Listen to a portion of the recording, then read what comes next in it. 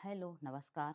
लोगों के बारे में सोचना ही छोड़ दो, चाहे वह अपने करीबी हों, क्यों ही ना हों। खुद पर ध्यान दो, खुद के ऊपर काम करो, खुद को कैसे बदलना है, इस विषय पर हम आज एक आपको कहानी सुनाएँगे। तो चलिए शुरुआत करते हैं। बहुत समय पहले की बात है, एक ही बुद्धिमान एक सन्यासी एक जंगल के पास अपनी कुटिया बनाकर रहा करता था। जो भी उनके पास अपनी समस्या लेकर आता, वह बहुत ही बुद्धिमानी से उसकी समस्या का समाधान निकाल देते। एक दिन वह वही पास के ही एक गाँव में भिक्षा के लिए गए। जब वह भिक्षा माँगकर वापस लौट रहे थे, तो रास्ते में उन्हें एक युवा व्यक्ति रोक लिया और कहा, मैंने सुना है कि आप किसी भी समस्या को बड़ी बुद्धिमानी से सुलझा देते हैं। हालाँकि मुझे तो ज़्यादा विश्वास नहीं कि आप मेरी इस जटिल समस्या को सुलझा पाएँगे, लेकिन मैंने लोगों से आपकी बुद्धिमानी के बहुत से किस्से सुन रखे हैं। इसलिए मैं आपसे एक बात जानना चाहता हूँ कि हमें किसी भी काम में असफलता की घबराहट क्यों होती है और हम अपने किसी भी लक्ष्य को असफलता के घबराहट के बिना कैसे प्राप्त कर सकते हैं।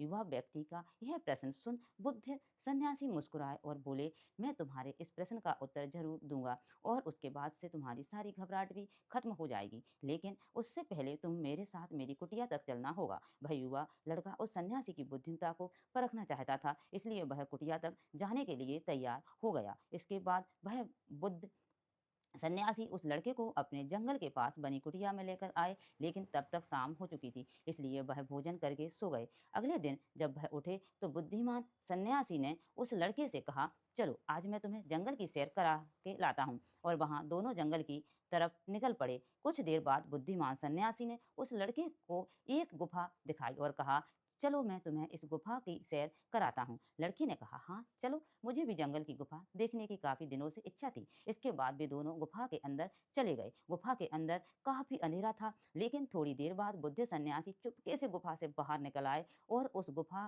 के द्वार को बाहर से बंद कर दिया। तब बच्चे पर क्या बीती होगी आप सुने। कर दिया। इस लड़के ने गुफा के भीतर से बहुत आवाज दी कि मुनिवर कहाँ हैं आप, कहाँ चले गए, मुझे इस गुफा में अंदर क्यों छोड़ गए आप। तो आवाज़ दी, मुनिवर कहाँ हैं, आप कहाँ चले गए, मुझे जवाब क्यों नहीं दे रहे। लेकिन बहुत देर तक कोई जवाब ना मिलने के बाद वह घबरा गया और घबरा कर गुफा के द्वार की तरफ भागा। जैसे ही वह गुफा के प्रवेश द्वार पर पहुंचा, वह हैरान रह गया, यह क्या, यहाँ तो किसी ने गुफा के द्वार को बाहर से बंद कर दिया है। अब मैं बाहर कैसे निकलूंगा। अब वह अकेले अकेले उस अंधेरी गुफा में काफी भयभीत और परेशान हो गया। वह सोचने लगा कि कहीं उस सन्यासी ने उसे मारने की योजना तो नहीं बनाई थी। अब वह गुफा में इधर-उधर घूमकर बाहर निकलने का रास्ता ढूंढने लगा। वह गुफा में काफ़ी देर तक इधर-उधर भटकता रहा, लेकिन उसे बाहर निकलने का कोई रास्ता नहीं मिला। अब उसे जोरों की प्यास और भूख भी लग रही थी, इसलिए वह शांत होकर एक जगह बैठ गया। तभी उसे एक सुरंग से सूर्य की रोशनी आती हुई दिखाई दी और उस रोशनी आने वाली सुरंग तक पहुंचना बहुत ही कठिन था, क्योंकि चारों तरफ बस अंधेरा ही अंधेरा था और वह सुरंग भी काफ़ी ऊंचाई पर थी।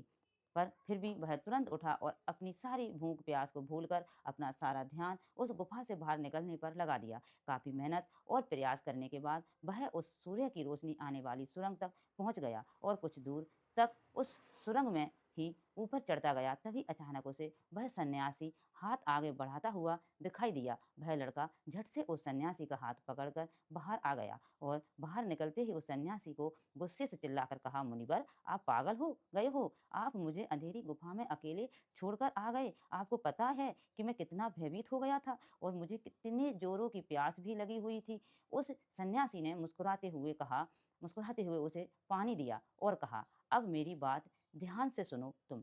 इस गुफा के बाहर सिर्फ दो कारणों की वजह से निकल पाए हो, जिसने तुम्हें इस गुफा से बाहर निकालने के लिए मजबूर किया। पहला कारण, क्योंकि तुम्हें जोरों की प्यास और भूख लगी थी। दूसरा कारण, तुम्हें वहां घुटन महसूस हो रही थी, क्योंकि तुम्हें मित्रों और परिवार वालों के साथ रहने की आदत पड़ चुकी है। अब मैं तुम्हें दो मुख्य कारण बताऊंगा जिसकी वजह से तुम इस गुफा से बाहर निकल पाए। पहला कारण, क्योंकि तुम्हारे साथ वहाँ यह कहने के लिए लोग नहीं थे कि इतने अंधेरे में इतनी ऊंचाई पर तुम उस सुरंग तक कैसे पहुँच पाओगे, यह तो असंभव है। और दूसरा कारण, वहाँ यह कहने के लिए भी लोग नहीं थे कि चलो कोई दूसरा रास्ता देखते हैं, इससे भी आसान रास्ता मिल जाएगा और हम बहुत आसानी से इसको फिर से बाहर निकल जाएंगे।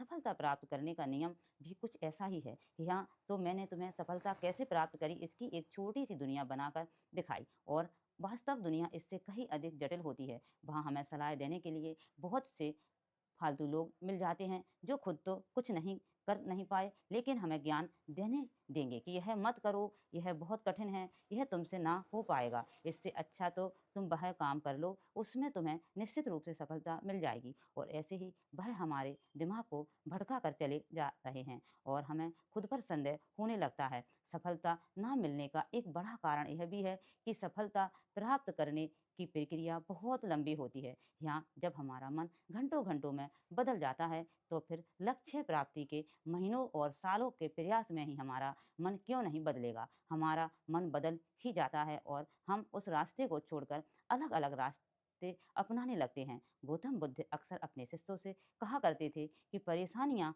हमें तभी दिखती हैं जब हमारा ध्यान हमारे लक्ष्य पर नहीं होता, और यह बात 100% सही है। जैसे जब एक तीरंदाज तीर मारने वाला होता है, तो वह अपनी एक आँख को बंद कर लेता है और दूसरी आँख से सिर्फ लक्ष्य को देखता है, तब जाकर वह अपने लक्ष्य को भेद पाता है।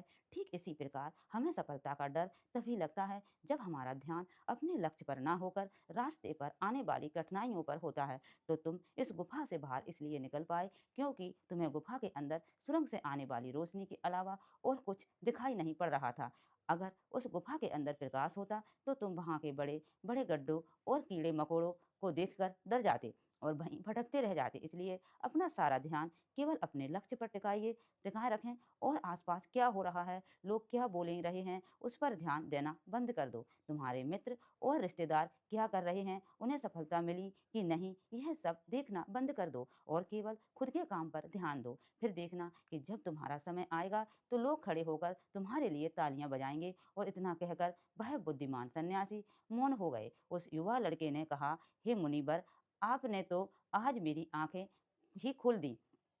आपने कहीं आपकी कही जो हर एक बात है, मैं ही मुझे बुद्धिमानी नज़र आई। आप सच में बहुत बुद्धिमान हैं, इसलिए सभी आपको बुद्धिमानी का लोहा मानते हैं। आपको आपके जो वचन मैं वचन देता हूँ, आज से मैं मेरे मन को कभी भी असफलता के डर से नहीं सताऊँगा। मैं अपना पूरा ध्यान सिर्फ़ अपने काम पर लगाऊँगा और जल्दी ही एक सफल व्यक्ति बनकर दिखाऊँगा। इतना कहकर उस लड़के ने बुद्धिमान सन्यासी का धन्यवाद किया और वापस अपने गाँव चला गया। तो दोस्तों, चलिए इसके बाद की इससे भी अच्छी कहानी की शुरुआत करते हैं। चलो, क्या नाम है? चला गया।